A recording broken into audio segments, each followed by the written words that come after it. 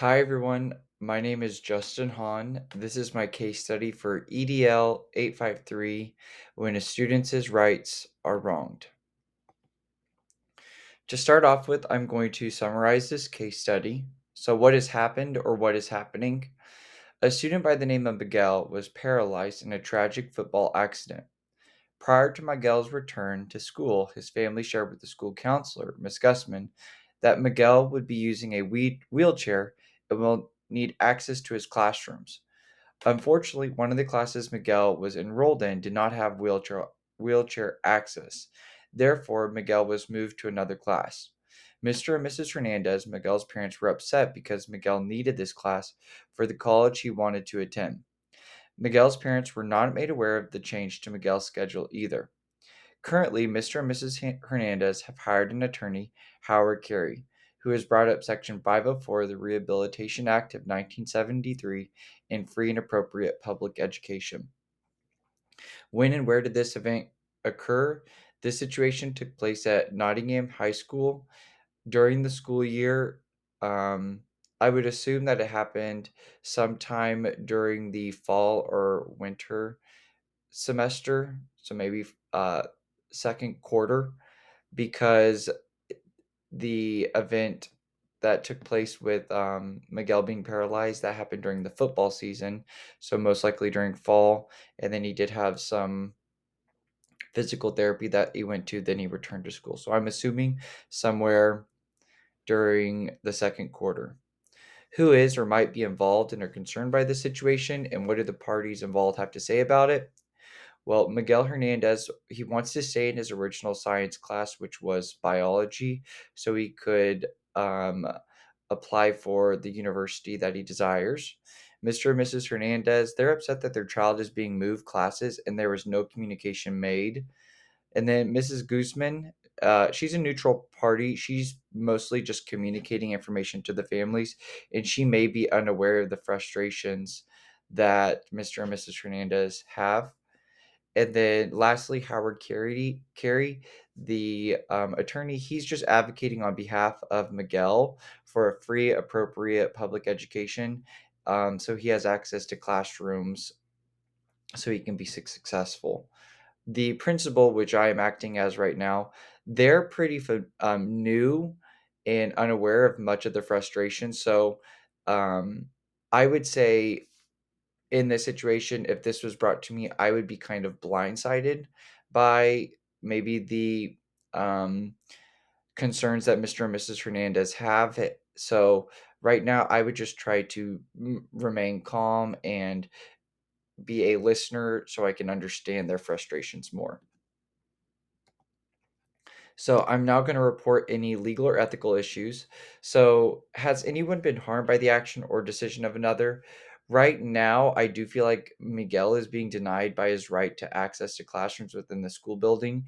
And this could be interpreted as a discrimination situation. Does the action or situation contravene an existing law? Section 504 of the Rehabilitation Act of 1973, I do believe it is. That we are not following that law because this law protects the rights of individuals with disabilities, and this regulation requires that schools provide a free, appropriate public education to students with disabilities. I do believe that we are trying to provide a alternative for Miguel. However, there is a lack of access to classrooms for students. Was there a breach of contract and were the actions discriminatory or constituted harassment? I do not believe there was a contract breach as of yet. So, what has exactly happened? In my words, I would say Mr. and Mrs. Hernandez are concerned because their child Miguel is not receiving the specific services needed at his high school to be successful. So now let's look more deeply at the facts. So the principal in this situation, which would be me, is it's unknown the number of years at the current position or the relationship with the stakeholders within the community. That same goes for Mrs. Gusman. Miguel, we know he's a sophomore. He's extremely athletic. He moved to Dover. He's responsible and a team player, and he has plans of going to college. We also know that he has three brothers as well in the school district. Mr. and Mrs. Hernandez, they do have four boys in the school system. They moved into Dover. It is unknown of their career, or maybe not necessarily just their career, but their level of education. Howard Carey, unknown relationship with the school district and connections within the town. We do know that he is an attorney, though, in the town. The place that this takes place is Dover Community. There's only one high school in the community, two middle schools, and six elementary schools. And we know that the community has a strong support of the football program. We know that Nottingham High School, it's a central hub for activity. It serves 3,200 students. It is an older school since it was built in the 1950s. It has went through reconstruction, but we know that there needs to be more construction that needs to be done on it. However, there's a lack of funds to finish the other quarter of the school to meet the state and federal requirements. The program that Miguel is enrolled in, we know he's a sophomore. Currently, the dilemma revolves around the biology class, and we know that this class is a college preparatory class. So now let's look more deeply at the information and prioritize this information. Could this situation be damaging to stakeholders? I do believe that this decision doesn't just impact Miguel, but it also impacts all future students with disabilities. The decision that is made on this situation, it will kind of serve as a reminder to other students that, hey, this student didn't have access to the school, and we did nothing for that student, therefore we won't be doing anything for you. I just think that that's a bad look for the school district. What individuals and groups have an important stake in the outcome? Miguel and the entire Dover community. Have all stakeholders been consulted with? I do think that further consultation needs to be had with Dr. Harvey, the superintendent. Dr. Harvey, he seems to have a wonderful working relationship with the Dover community. So I think if you get his support, I think that through conversation with him, funds could be allocated to finish the remaining quarter of the school's renovation. And can I learn more about the situation? These were questions that I kind of wondered as I was looking through the scenario. How much will it cost to finish renovation? Are there virtual biology classes that are dual credit or would satisfy Miguel's need, or the college's need for Miguel? And could he take that until the renovation is completed? Can we move the biology class to a section of the school where Miguel can access the class until renovations are complete? And does Miguel have a 504? Do I have enough information to make a decision? I do believe that more information should be gathered prior to making a decision. However, I do think a plan of action can be created. So let's look at the options and possible consequences. So, option one, we're not going to take any action, and Miguel would continue with the switch to the other science class that would satisfy his science requirement for graduation. Now, this would not satisfy the science requirement for the university which is wishes to attend. Option two, we're going to renovate the remaining quarter of the school to meet state and federal requirements. Miguel would take a virtual biology class that would satisfy the required course for the university he wishes to attend. I also listed out two other options as well that could be considered if Mr. and Mrs. Hernandez was not okay with that alternative. So these are intermediate options. So a building audit should be conducted to determine what areas in the building need to be updated to meet state and federal requirements. Miguel's physical therapist should be consulted with to determine what accommodations or modifications need to be made so Miguel can be successful at school.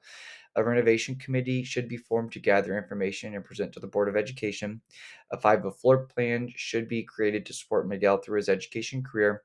Faculty and staff should review and be retrained on Section 504 of the Rehabilitation Act, FAPE 88, and IDEA. And then me myself, I will continue to cultivate the equitable use of educational resources and opportunities through procedures, guidelines, norms, and values.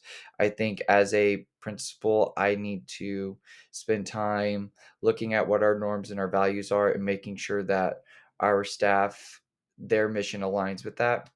A quote could be attained from companies, businesses for a wheelchair ramp to be installed so Miguel has access to classrooms. So now let's evaluate those options. So option one, the pros of taking no action. The district would save money by not having to renovate the remaining quarter of the school. However, Miguel would not be able to attend the university he wishes to, and then future students with disabilities would suffer from the unattainable access to classrooms. Option two, we would renovate that remaining amount of the school. So, the pros of this, Miguel and future students with disabilities would have access to classroom, the equitable access to educational resources and opportunities that support the educational success and well-being of each student would be a priority in taking place, and the school district would meet state and federal requirements for ADA. The cons of this option would be the school district, community, and board of education would have to figure out a way to budget that amount of money. The project could take a significant amount of time, and teachers may be displaced from their classrooms due to construction. I do believe that regardless of the amount of time this would take, and the amount of money this would take, I think that a priority should be renovating the remaining quarter of the school. Why do I think this is the best decision? Though it could take years to be completed, it does have the greatest positive impact on the overall school district and students. There will be several intermediate decisions to be made within this plan while it's being implemented, and it will take a great deal of flexibility from the staff and faculty, but it is the least that we can do to support our students.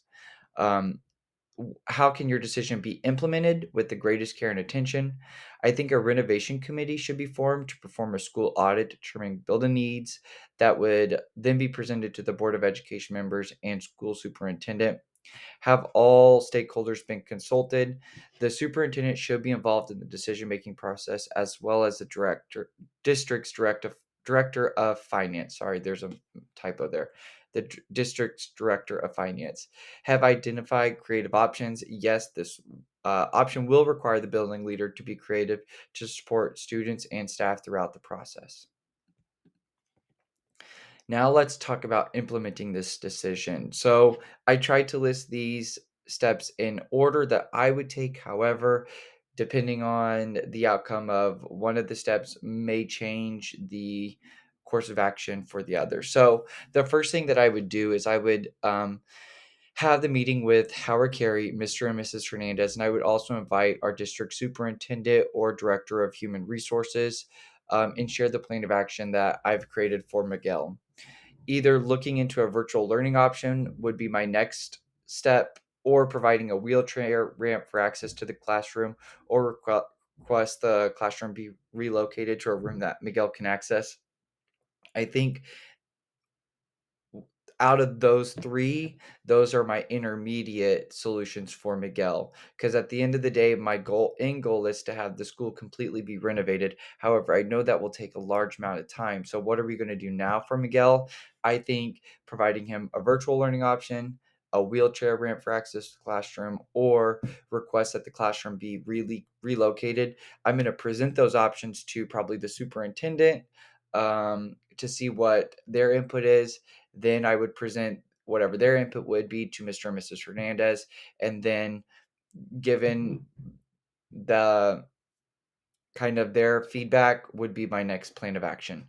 So then I would communicate with the building special education team, Mr. and Mrs. Hernandez, and physical therapist on beginning the process of getting a 504 in place for Miguel. I would then create a renovation committee to perform a school audit to be presented to the Board of Education members on needs to become state and federal compliant with ADA requirements. I think that on that renovation committee, it would be great to include not only just staff, but students, parents, um, community members, just so we're making sure that we're being um, open minded to all of the different needs of the school. So we're not just focusing on what the staff may need or the student, like we're thinking holistically there. Work closely with the superintendent, board of education members, and renovation committee to carry out the renovation process. I would then review and train staff on Section 504 of the Rehabilitation Act, FAPE, IDA, and I also want to include ADA. And then I would meet individually with Ms. Gussman to share protocol for situations involving moving students. I think that one big mistake in this situation was that there was no communication from the school principal to Mr. and Mrs. Hernandez prior to that decision being made. And I think that blindsided them alongside blindsiding me. So Ms. Gussman may just need a reminder of what my protocol is for handling parent situations whenever students are going to be moved classrooms. So what may happen? The plan to renovate may be declined by the Board of Education members due to lack of funds. However, the concern will still be known and can be handled when funds become available. This will not stop me from continuing to support Miguel and getting full access to all classrooms and learning opportunities. So Who needs to know? I think all of the people relevant to this situation would be the superintendent, Board of Education members, Director of Human Resources, Mr. and Mrs. Hernandez, Howard Carey, Miguel, faculty, and staff. Can this be dealt with on my own? Given the involvement of an attorney, I do not believe so. So, possible outcomes. I think best case scenario, Miguel will have full access to the school building by his senior year and be able to apply to the university of his choice. Worst case scenario, though, Miguel does not have full access to the school building by his senior year and was not able to access the biology class that is required by his dream university. As a result of this, most likely legal action was taken by Mr. and Mrs. Hernandez.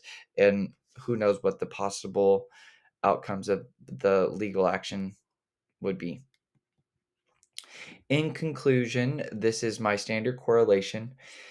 This case study connected to the standard for this module because I was able to share my capacity in advocating for equity, inclusiveness, and cultural responsiveness in a role play scenario. I was able to develop a comprehensive plan for the success and well being of all students by applying my knowledge, skills, and commitments for maintaining a supportive, equitable, and inclusive school culture. This is relevant to me because it's a great example of the impact a principal can have on a school. In this case study, Miguel did not have access to classrooms within a school building. It is my responsibility to make sure that no student ever has to be limited of their options of a disability because of their disability.